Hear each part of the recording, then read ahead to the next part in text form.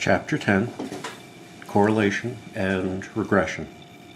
So, I have a bunch of data, and each is going to be from a pair from the same individual. Perhaps consider what you would have if you measured a person twice. Maybe their height and their weight, or maybe their height and their wingspan. Now the tendency is that the taller a person is, the farther apart their fingertips when they stretch their arms out wide. The shorter a person is, the shorter that distance. But there are short people with longish arms and long people with shortish arms, so it's not an exact match. And that's what correlation is all about, finding out how good the match is. In some cases, as one thing rises, the other rises as well. In other cases, as one thing rises, the other is actually going to fall, go down. So this we refer to as positive correlation, when they both rise together. This we would refer to as negative correlation, when as one rises, the other falls. Sometimes that's known as direct positive correlation and indirect or negative correlation. Now, the data. The first thing I'm going to do is plot it. I'll mark a vertical and a horizontal axis. I'll choose one of these for the horizontal. Let's make it C. The other is going to be the vertical. That's going to be D. For D, I need to cover 11. I think I'll go to 12. Half of 12 is 6, and I can cut the 6 in half to get 9 and 3, and then just marks for 1, 2, 4, 5, 7, 8, 10, 11. To cover 64, well, I guess I could go up to 80. That cuts in half nicely.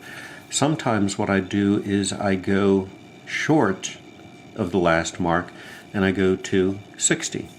Half of 60 is 30, and now I can mark for 10, for 20, for 40, for 50, and then one more mark there for 70. Each ordered pair is going to be depicted as a point on the grid.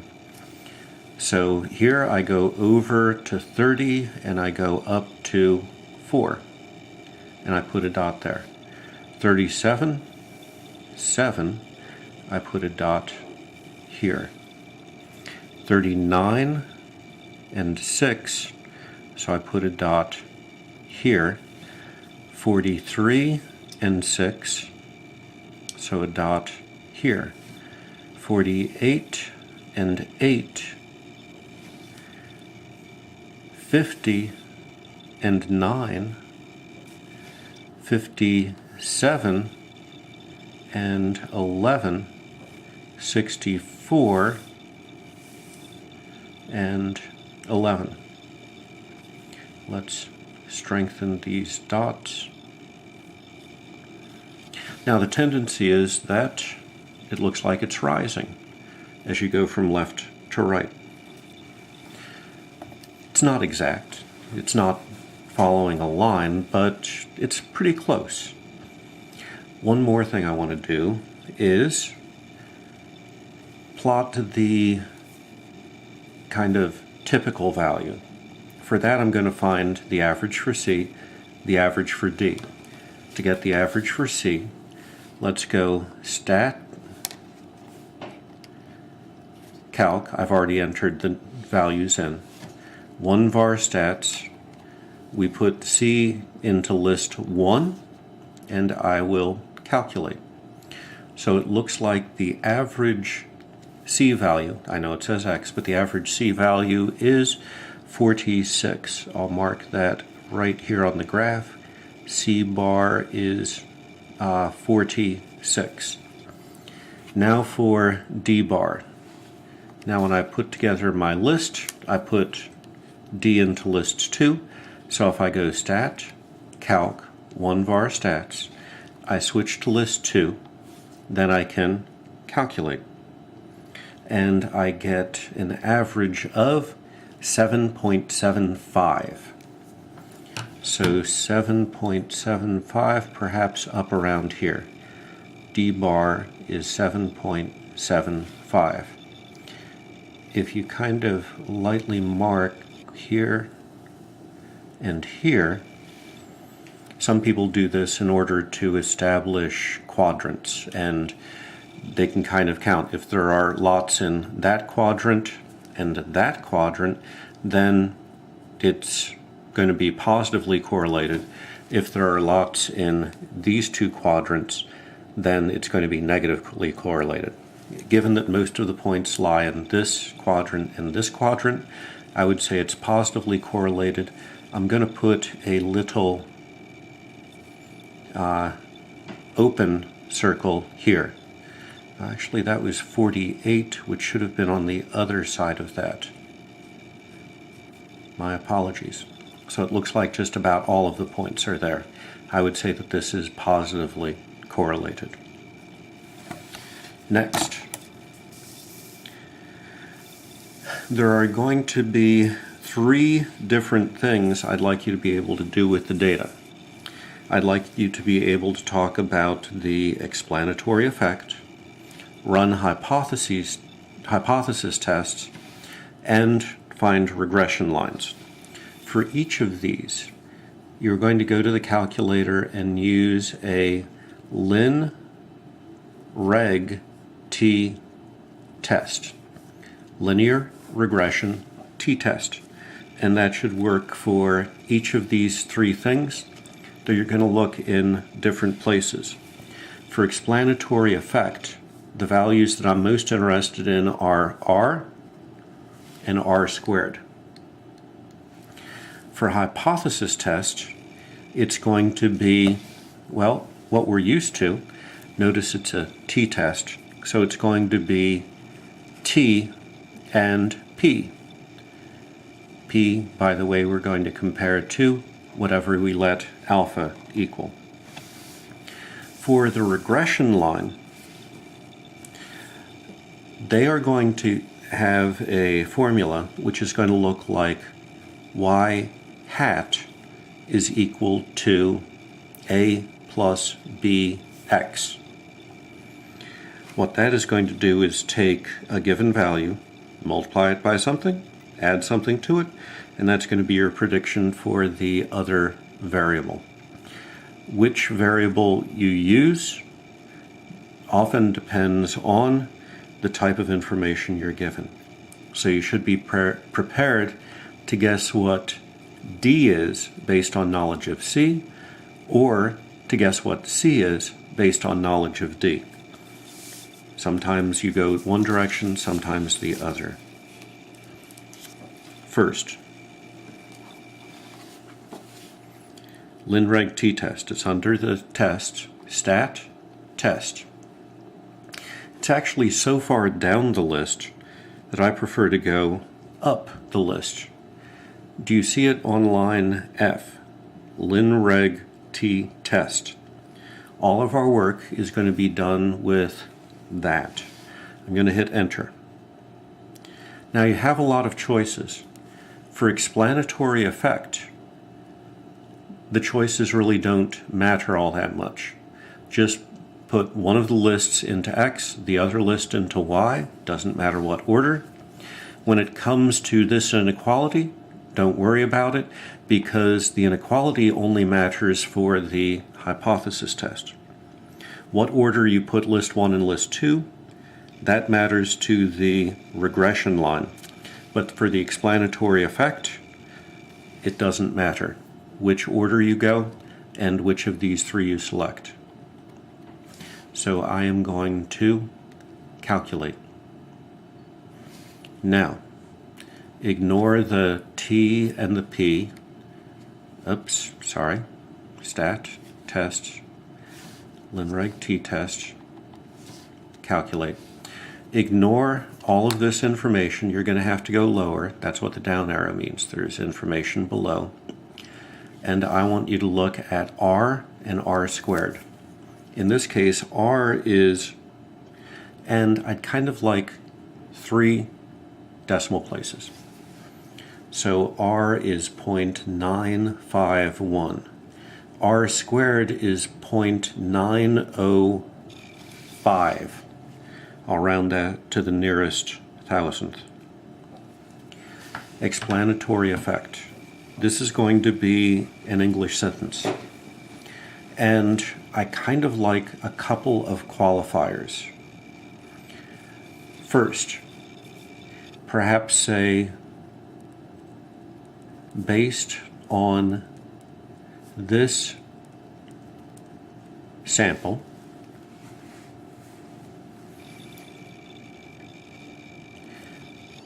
the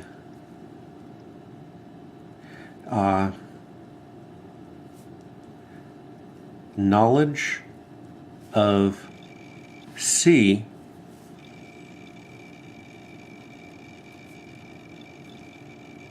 contributes about, and now, well, I guess I'd rather have this as a percentage and without the decimal place. Remember that it was 0.9049. I'm actually going to round it down to 90%. Contributes about 90% of the explanation for the value of D based on this sample. So that's your first qualification. Your first qualification is that the sample might have problems with it. Your second is the word about, because you realize that this isn't going to be the exact value. This is just a value based on these 8 data points. So the true number is going to be a little above or a little bit below. And it doesn't contribute all of the explanation, it only contributes about 90% of the explanation. Other factors will enter into it. So 90%, that's actually a very high correlation. Hypothesis test. Suppose I ask you to test to see if there is a positive correlation. So I'm going to ask here for a positive correlation, and I'll set alpha at 0.05 out of habit. Over here, you see the familiar test statistic, justification, and judgment. The null and the alternative hypotheses are going to look similar but different. First, R is the correlation of the sample. The correlation of the population is going to be given by the Greek letter rho. Now, it looks like this. It looks a lot like a P, except, well, it's the Greek letter rho. In English, it's usually RHO. The null hypothesis is that rho is 0. That stands for no correlation. There's no correlation in the data. Positive correlation is saying that rho is greater than 0. Now, on the calculator, it's still going to be the ln-reg t-test, but I have to go back and check something. Stat test up to ln-reg t-test, because now with a hypothesis test, the inequality does matter.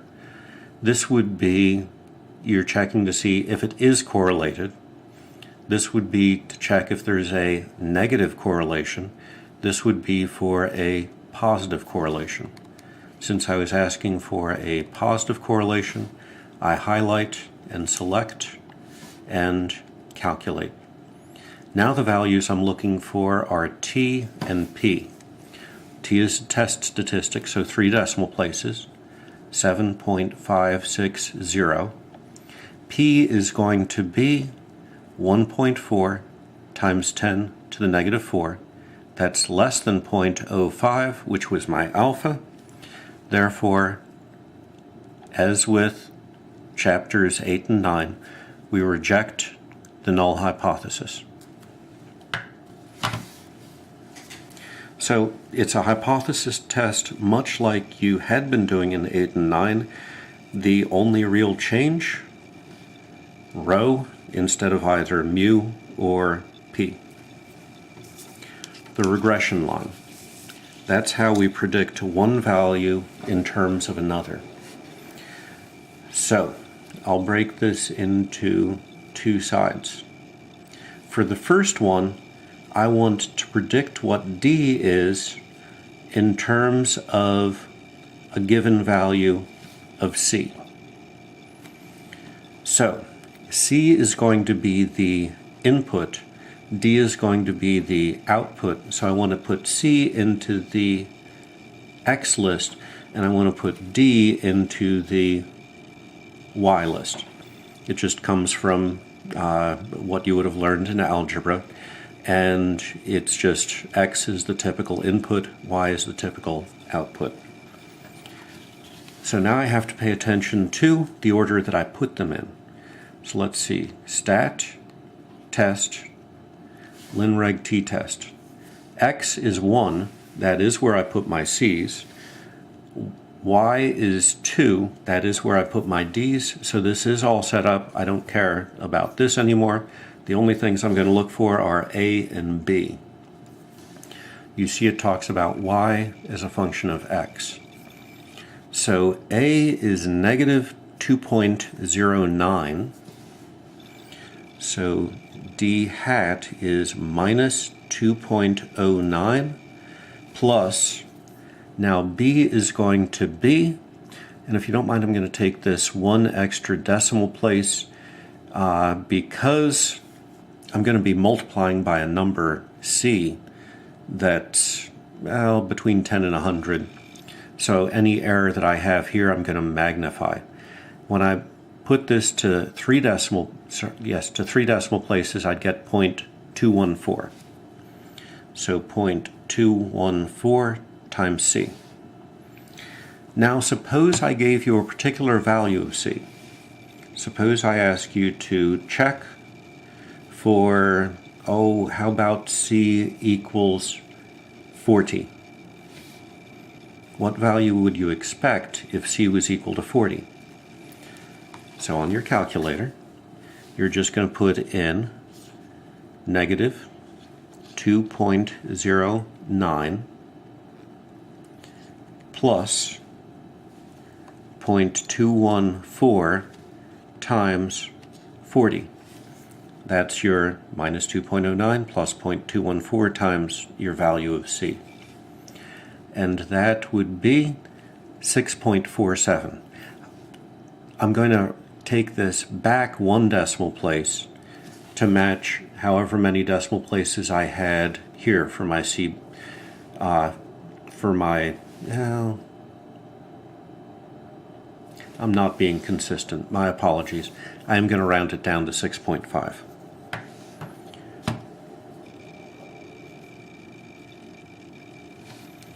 So if C was 40, I would have expected D to be about 6.5. So let's see, 40, 6.5, that would be right about here, and that looks to be where this is tending. Next, suppose that I want to go the other way. Suppose I want to use D to predict C. So what I'm looking for is C hat, predicted C, is equal to sum A plus B times whatever D happens to be. Now I have to go back to the calculator, stat, test, linreg t-test, line F on this calculator, and because I'm using D as the input, it goes into the X list, and list 1, where the C's are, goes into the Y list. I calculate. I get A is 13.22.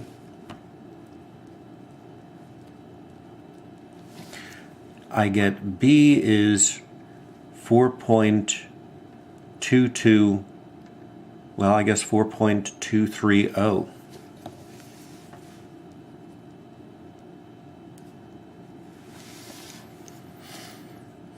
And let's try plugging it in. Oh, let's pick a value of D. Suppose D is 10.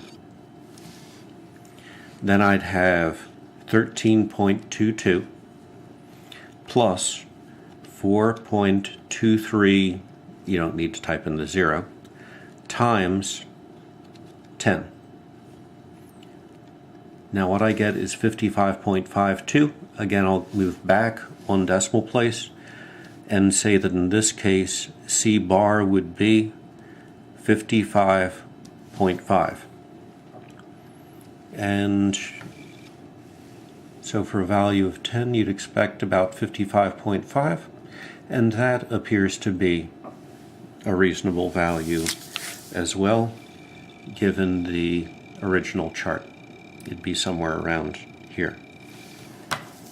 That's Chapter 10, Correlation and Regression. And the 3 problems you need can all be handled with the Lin-Reg-T test, but there are 3 different types of problems. A question about explanatory effect, a question about hypothesis testing, or a question about how to predict one value based on knowledge of the other.